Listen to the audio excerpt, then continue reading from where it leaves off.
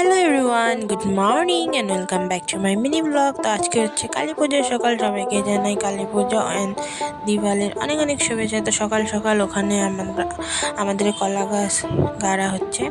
তো একজনকে ডেকে নিয়ে আসলো মা, তো 50 টাকা দিয়ে কলা গাছটা কিনে নিলাম, যেহেতু মাটি খুঁড়তে হবে। তো মার শরীরটাও ভালো না।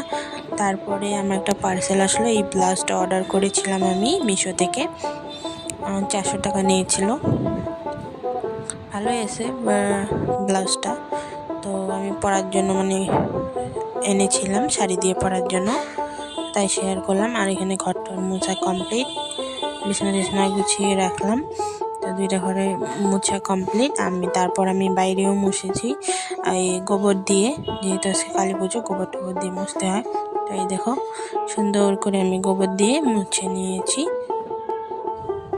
একদম পরিষ্কার লাগছে। তো তারপর আমি রান্নাবাড়াও করলাম, উপর ছিলাম, কিন্তু আমার দাদা খাবে, আমার মা খাবে, তার জন্য রান্নাবাড়াও করলাম।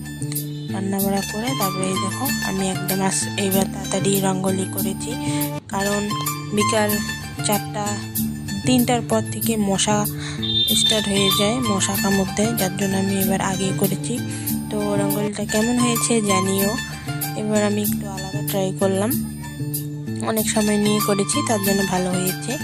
না হয় আমি বিকালের দিকে ধরি, তো মশা কামড় দেয় আর করতে ইচ্ছে করে না, যার জন্য আমার রঙ্গোলি একদম খারাপ হয়।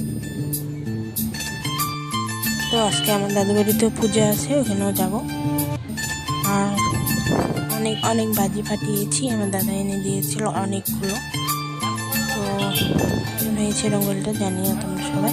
আর সবার কালী পুজো কেমন কাটলো এটাও জানিও। আর কলা গাছের ওখানে একটু সুন্দর করে রঙ্গোলি দিয়ে দিয়েছি।